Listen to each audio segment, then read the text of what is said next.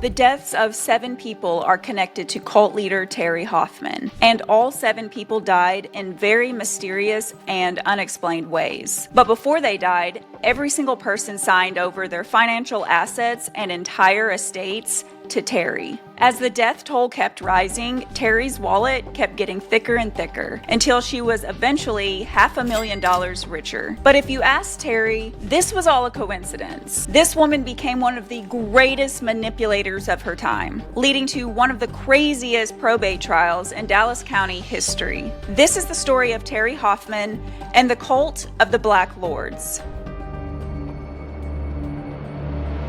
To this day, there's a lot of questions around Terri we don't have answers to. But before we can even pretend to understand anything about Terri, we have to go back to the start. Terri's story begins in the town of Round Rock, Texas. Tragically, at 9 years old, Terri watched her mother pass away from tuberculosis. And after her mother's death, she was sent to live at a Lutheran orphanage. During this time, the nuns at the orphanage taught Terri how to pray and how to meditate, and through meditation, she could access the Akashic records, which are only accessible through the spiritual realm. It was during this time she also became convinced that she was the reincarnation of Saint Teresa, a mystic according to the Roman Catholic Church. 2 years later, things seemed to look better for Terri when she was adopted by a family who had lost their own daughter to tuberculosis. This was the first time in Terri's life she was experiencing a semi-normal life, but it was obviously still a very difficult transition for someone who had experienced so much loss at such a young age. While attending a junior high school, Terri met an 18-year-old high school dropout named John Wilder. A month after turning 15 and completely against her parents' wishes, Terri and John got married. A year later, she gave birth to a daughter named Kathy and would later have 2 more children, Kenneth and Virginia. But Terri craved a lot more than just being a housewife and a mother. She became even more intensely fascinated with hypnotism, metaphysics, and meditation. She began to meet up with a group of like-minded people to talk about the metaphysical world and the deeper questions of life. And it didn't take long before she was teaching classes to groups of high school kids and addicts. Guys, she wasn't just a regular mom. She was like a messenger of God. She diligently studied and became obsessed with Silva mind control and the writings of Edgar Cayce, a man known for his psychic abilities and claims of being able to see past and future. It's kind of starting to sound like a cult. Things were a brewing that would change the course of Terri's life and the lives of so many people around her. By the late 1960s, Terri had attracted an increasingly large group of followers, and by 1974, she had incorporated her movement, calling it Conscious Development of Body, Mind, and Soul. What started out as this small spiritual group quickly grew into something a lot stranger, and her philosophies, which sounded harmless at first, began to teeter on the edge of dangerous. Still claiming to be the reincarnation of Saint Teresa, Terri professed that she was waging a spiritual war against the Black Lords on multiple planes. And who was helping her in this battle, you ask? None other than Jesus Christ himself and 12 other masters that were visible to Terri, and Terri alone. You guys don't know him. He goes to another school. She was making bold claims about her abilities, like being able to levitate in the bed at night, to channeling the very deceased Jimi Hendrix. She also claimed to be able to heal physical injuries and prevent car accidents through the power of meditation alone. And she also claimed to now be able to see the past and the future. The concept of karma was also a major piece in the cult's twisted dogma. In Terri's own words, "We can be sure that the people who have been killed in volcanic eruptions and dire catastrophes have deserved these violent deaths, and that they have been reborn in those places to fulfill their destiny. They reaped as they sowed in past lives." By the mid-1970s, people religiously attended her weekly lectures. But lectures alone don't pay the bills and buy luxury boats. So Terri scaled her business, selling merch, printed lessons, and offering private consultations. But the real big stacks started to roll in after launching her lucrative jewelry biz, CD Gems. CD's nuts. This was not the basic stuff that they try to sell you at Kay's Jewelry. These handmade pieces were embedded and infused with spiritual power. Terri claimed that they were protective gems that warded off evil and negative energy. If you're starting to think this all sounds a little far-fetched, You're certainly not alone, but her followers bought into it, and I mean that in the most literal sense. Let me tell you what went down at some of these spiritual sessions. In their magic circles was another circle with a triangle. They would sit inside these magic circles for safety and perform these protection rituals before going into battle. Terri would assign different weapons for the members to bring to the battle. And these weapons, for example, could be a robe, a fan, a rod, or a sword. Now, according to former members, these items didn't actually have to be full-size, life-size weapons. They would use things like a car antenna instead of a rod, or use one of those little cocktail sticks that go in your drink instead of a sword. I think it's okay if we judge. According to a former member, we were taught to use these weapons to kill the Black Lords, and members would make a series of gestures with their swords, north, south, east, west, and then they would touch those rods to their shoulders, what they believed to be the power center of their body. That part I kind of get, because my delts are also the power center of my body. Anyway, they would take the imaginary rod or sword and point it away from their bodies as if to attack one of these Black Lords. And all you had to do was think about eliminating these Black Lords while you were gesturing, and that was the battle. These meetings were regularly scheduled events that Terri would put on, almost like some people would host a Bible study or like Dungeons and Dragons. What else do people do for fun? I don't know. I don't have friends. But Terri was really great about letting members know how many Black Lords they defeated each week. Girl, I killed so many Black Lords. Things eventually took a darker turn. In true cult form, former members were often referred to as conduits of these Black Lords.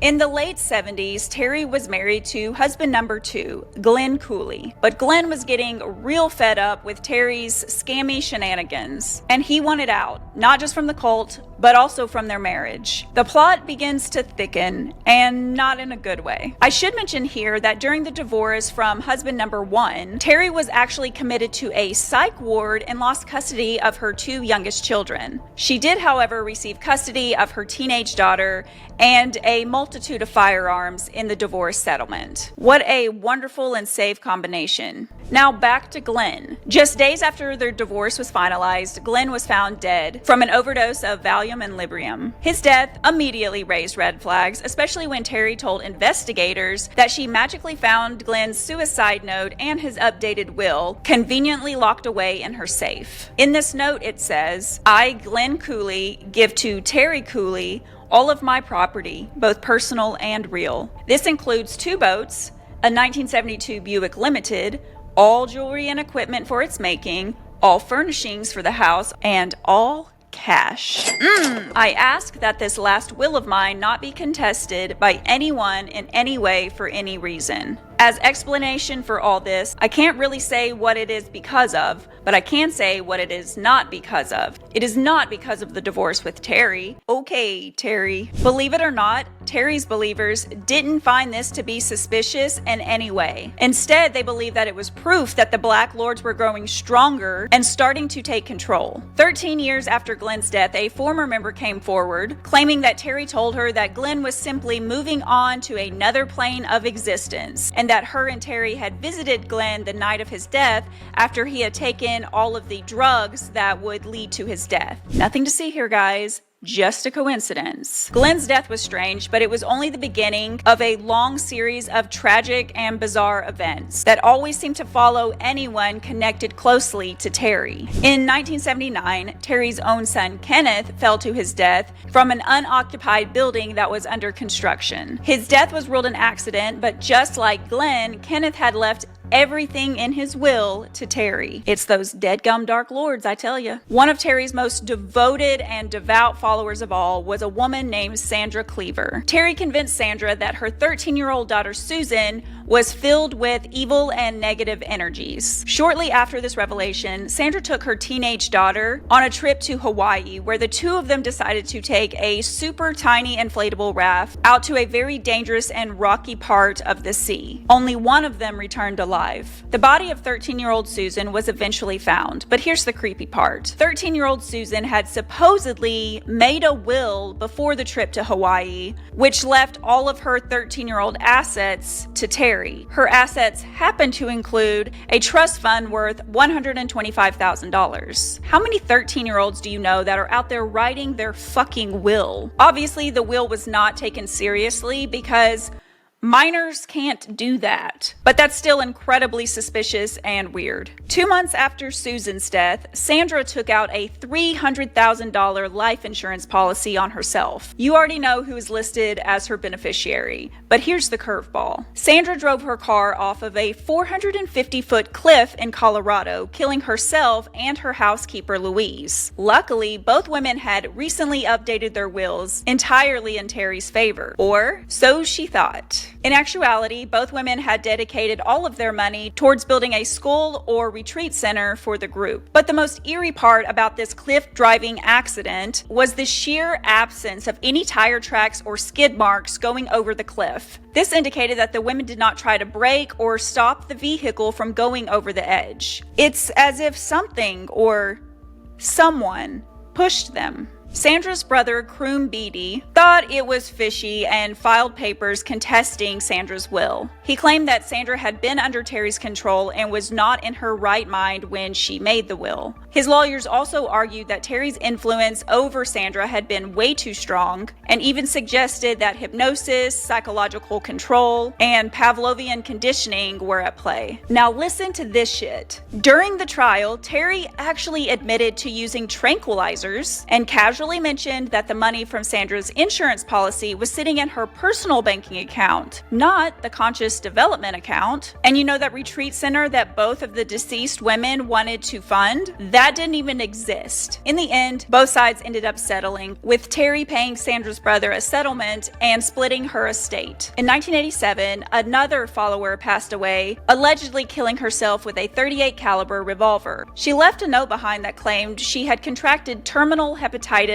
from a banana peel. This was a diagnosis influenced by Terri, and Robin was way too loyal of a follower to question it. Others like her were found to have foregone medical treatment completely, trusting in spiritual practices alone. Terri taught her followers that illnesses were often the result of negative spiritual forces or battles with Black Lords. Some of her followers believed that their health problems, including terminal illnesses, were manifestations of these metaphysical battles, rather than physical diseases that required medical attention. A few months after Robin's death, another follower, Mary Alice Levinson, was found dead in a hotel room from a drug overdose. Mary had also recently changed her insurance policy, changing the beneficiary to Terri. By the late 1980s, it was becoming very clear that Terri's movement was leaving behind a trail of death and destruction, and even husband number 4 wasn't spared. In 1988, Richard Hoffman checked into a hotel room where he was later found dead from a drug overdose. Naturally, he left everything in his will to Terri.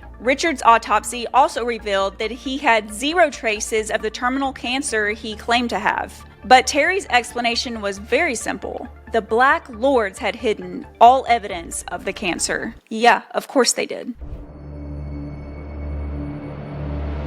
By 1990, Terri Hoffman and the cult of Black Lords had attracted enough negative attention that the Dallas District Attorney's Office finally started to investigate the string of deaths connected to Terri. But proving any direct involvement on her part was difficult. After 4 years, prosecutors couldn't find enough evidence to charge her with any crimes related to the deaths. What they did get her for was bankruptcy fraud. Even when lives don't matter, the money always does. So in 1994, she was sentenced to 16 months in prison for 10 counts of bankruptcy fraud. After serving only a year in prison, she was released. After that, Terri tried really hard to reinvent herself, writing a financial book and starting a website so she could brag about her many talents. However, karma eventually caught up to Terri, and in 2015, 77-year-old Terri Hoffman succumbed to the dark forces of the Black Lords. After her death, the conscious development movement largely dissipated and doesn't seem to have a formal continuation. But can we really be sure? Some of the things she taught still show up in modern-day cults, like the Modern Mystery School or Demon Slayer cult. Be sure to check out the crazy deep dive I did on them because that's a hell of a ride. I hope y'all enjoyed this one and learning about the cult of the Black Lords. I have many more deep dives like this, so while you're checking those out, please be sure to live, laugh, and leave a cult.